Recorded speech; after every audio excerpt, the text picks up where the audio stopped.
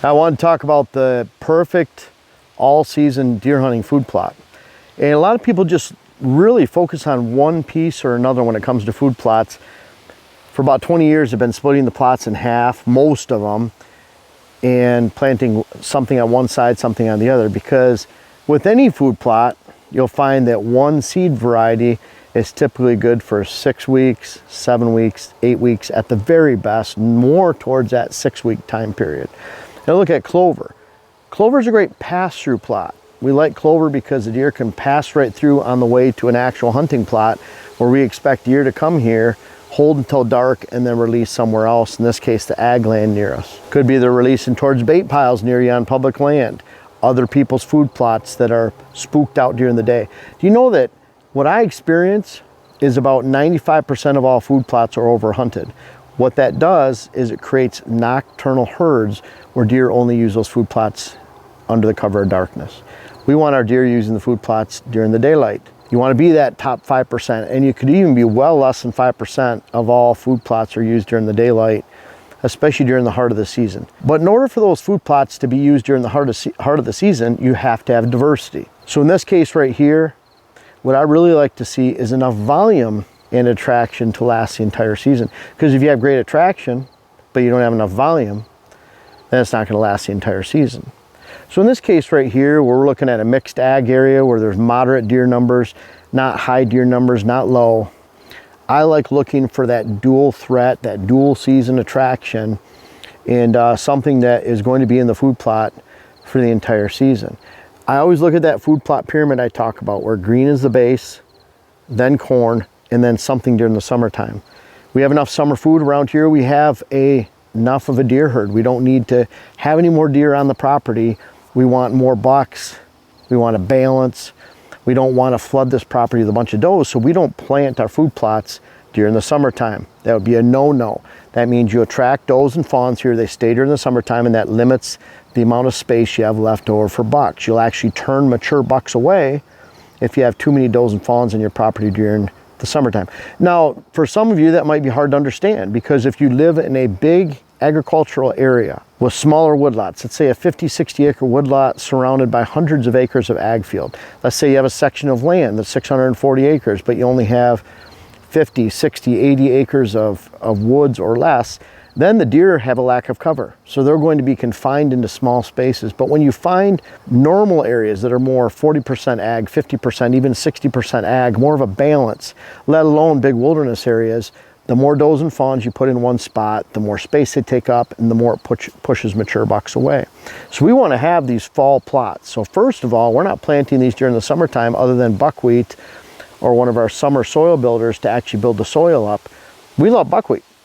I love buckwheat, but buckwheat is temperamental, meaning that if you don't get the rain that you need during June, like we didn't, and May, like we didn't this year, you're not left with much of a buckwheat crop. At the same time, on good soil, you don't want to let that buckwheat grow more than 5, 6 weeks, 7 weeks at the most, because you don't want it to be head high or shoulder high when you're trying to plant into it in the fall with light equipment. At the same time, on bad property or bad soil, you can't let it go more than 8 or 9 weeks. And so it's a timing issue. So we can put a summer soil builder down here with a limited number of crops to really be designed to actually hold the soil, improve soil fertility, shade out weed competition, and not offer a lot of browse, but it's something we can till up in 3 months, 2 months, or 6 weeks, depending on timing. So that's why we use those two. But when it comes to actually hunting, on this side, what we have down here is a brassica food plot. And this food plot right here was completely created outside of this strip up here just this year.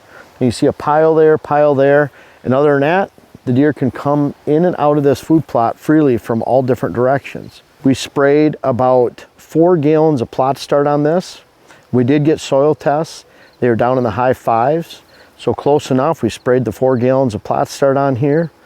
We also used, in this case, it was 200 pounds of 9-22-30 fertilizer. And then brassica down on this half, a brassica or Big Boost brassica combo, and then our fall power greens up here.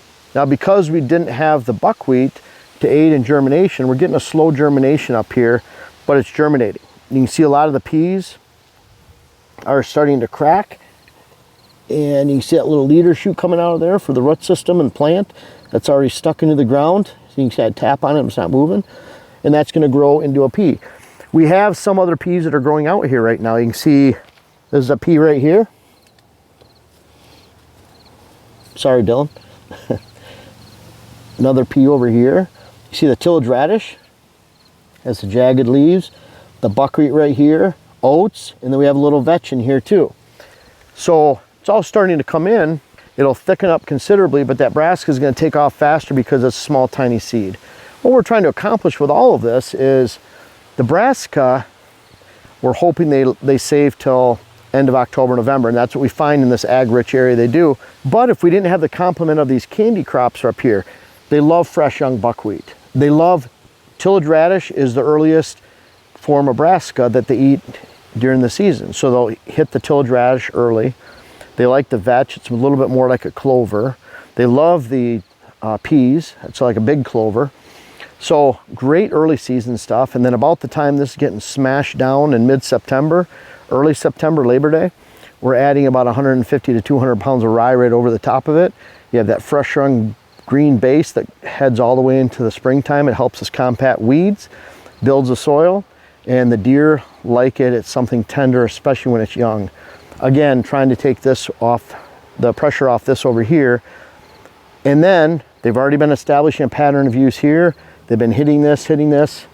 We reinforce it with rye. And then when it gets into the end of October, November, they start hitting the brassica really heavy, and they've left it alone so we get full volume. That's why you see me splitting a lot of plots. I want something for the deer that they could hit for the entire season. Again, they'll hit the buckwheat, the peas, the tillage radish, the vetch, the light oats. They'll hit that over on this side, and then they can switch over to here. They have the rye as a complement. And of course, when I talk about that green base, this is enough. This would be enough for the deer herd around here. We'd have something for them for the entire season all the way into January. I always mention that next step, if you want to take it to that next level, is corn. And that's where you can see the corn right back here. Corn's actually doing really well. This is a corn we're experimenting with. It's got high oil content, high protein content. Nutrients are really well all across the board, about 20% higher than average corn. And so we're experimenting with that. And what we want to see is, again, what I talk about is if the deer are hitting this in February, March, and they wait till then to hit it, it does us no good. The deer aren't dying around here out of starvation. We want to hold and build a great herd during the fall. November is that peak time. We want to put a lot of nutrients in their body, increase fat reserves going into the winter, and that's how you can make a difference. So if these deer aren't hitting this in November and December, October, September, it's really of no use to us and even to the deer herd, because they really need to bulk up at that time to get into the winter time. And that's where that corn, traditional corn like you see on the farmers up here field, they're eating that more December and January. We want to push that browse date up to November, December. Now, if you're in a big wooded setting or wilderness up north, you wouldn't want to use a corn like this because they'll eat it down to the dirt a lot faster, a month, 2 months earlier than you'd like to expect for hunting season. So very critical that you look at how can I offer something for the entire season. If we just put brassica here, they don't establish a pattern of use early. And for that, why do you expect them to live somewhere else in the fall and October, portions of November, and then just move over here, even August, September, and October, November, and then just all of a sudden move over to the brassica plot when they've established residency somewhere else? At the same time, if we use the candy crops like tillage radish they like to eat early, late planted buckwheat that's young and tender, our peas, let's say they hit that early, but you don't have anything else for them, then they're gone and off to greener pastures somewhere else. Maybe a place that has standing corn, standing beans, something like that, or a neighbor's property that has a quality food plot program with diversity. So that's where, about the time this is getting eaten down, we're adding a lot of rye to it to improve the life of that all the way through the spring. So we can not only improve the life of it in the fall and the amount of use. So I hope that makes sense. We have something for early season, mid-season, and late season, and finally the corn. We want that to be right in the heart of the season.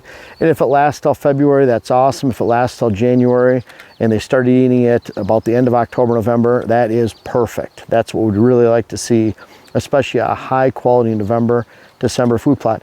And just think about this. Think about if you had deer on your property and you're trying to create a really good quality herd, a balanced herd, you attract the oldest bucks in the neighborhood. So not only do you have a great hunt, but you're building a great herd. You can't have one without the other. Then you have to think November. Think about it in your area. If you protected the deer and had a big attraction on your property the end of October, all of November, early December, just that time period, 6 weeks, in the heart of the season, how you can make a difference in the entire neighborhood, not only with how great of a deer herd you create, but how great of a hunt you could create at the same time. You have to have diversity in your hunting plots.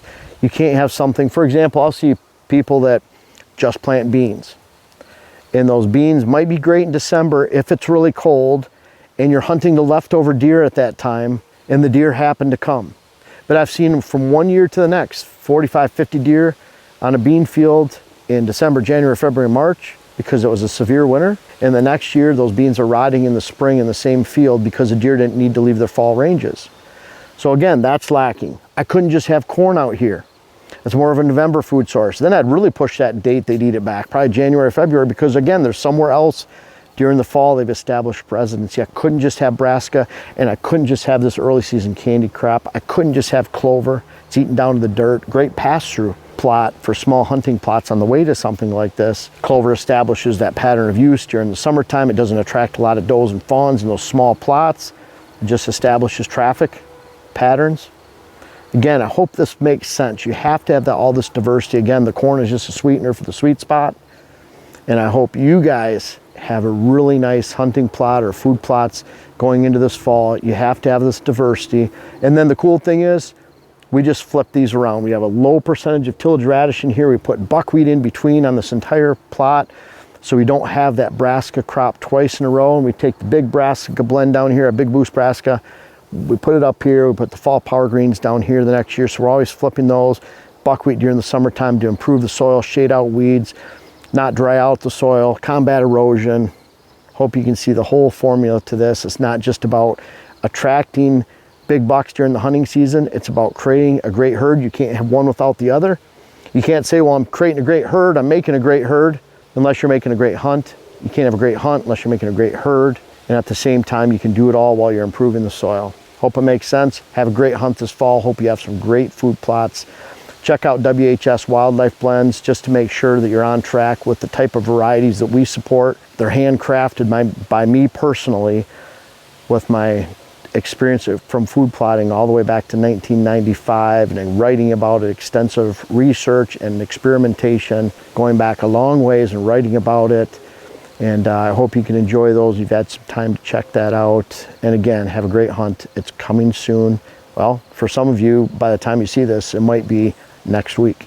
Now, I appreciate you guys watching the YouTube channel, but I don't know if everyone knows everything that we have to offer, whether it's on whitetailhabitatsolutions.com, our website, or WHS Wildlife Blends, our seed company.